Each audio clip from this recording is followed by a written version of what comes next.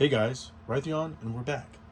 So actually a viewer of the channel actually gave me the topic for today's video, and it's when you get a good deal or blocked after a good deal. So jumping right into it, I want to say that it's happened to me about one time, but I'll share my one of the viewers' experiences. So I guess apparently he bought a couple games from somebody, and it was on Whatnot, and he actually got a really good deal on the item, the buyer. So the seller, was like, hey man, you got a good deal, great deal, dude. Just to later to come to find out that he actually ended up blocking him and refunding him his money. So sometimes you guys will come across this kind of stuff, and for me, what's happened to me, especially in the past, I was on my alternative account. I'll give you an example.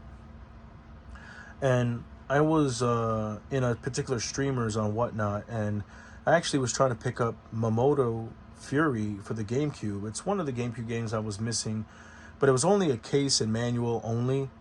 So I was willing to actually spend the money and actually get the game off of eBay or a different platform loose to complete it.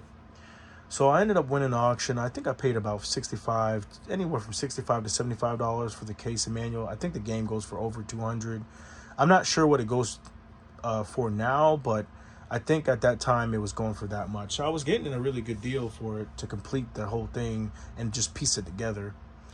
But after the show was done, same thing happened to me. The seller was like, yeah, you got a good deal.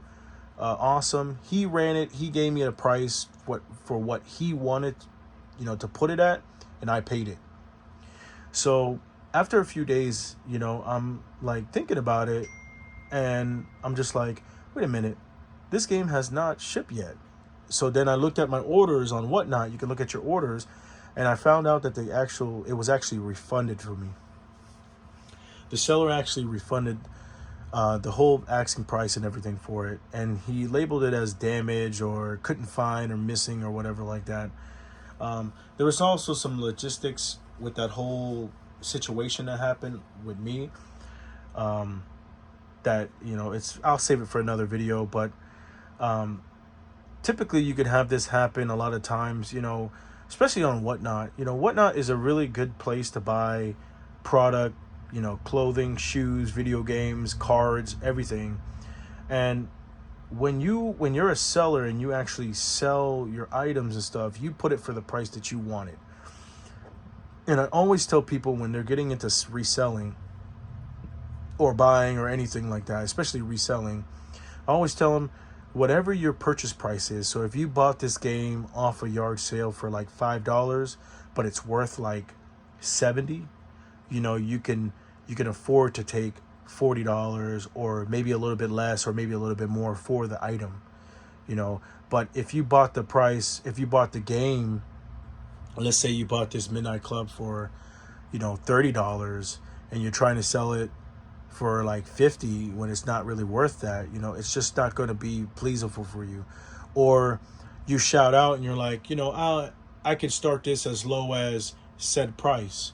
And sometimes, for me, I've lost a lot on Whatnot. I'm just going to be completely honest with you guys. I've lost a lot of money with certain games and stuff that I kind of overpaid, and like they went way, way, way under than what the value was at, actually at. But it really just depends. It depends on the condition. It depends on the disc condition, whether it's CIB, whether it's loose, whether it's just a case only. It just really depends. So I can afford to actually take an L on certain things that some other sellers can't. But you're stating a price. Hey, I can run this for $10. You end up buying it, you end up winning it, nobody else bids on the item. You're like, hey, the seller's like, hey, you got a great deal, and then you just cancel the person's order. That's just unnecessary and just flat out just wrong. We all have to lose money at some point, whether we're buying and whether we're selling. And it really just depends on what your purpose is and what you're trying to collect. But, when you get a good deal, it feels real good, because you're like, wow, I didn't pay this too much for this item, and now I can allocate on getting the manual or the case or whatever you're trying to get else for the item. Blocking somebody afterwards is just completely wrong.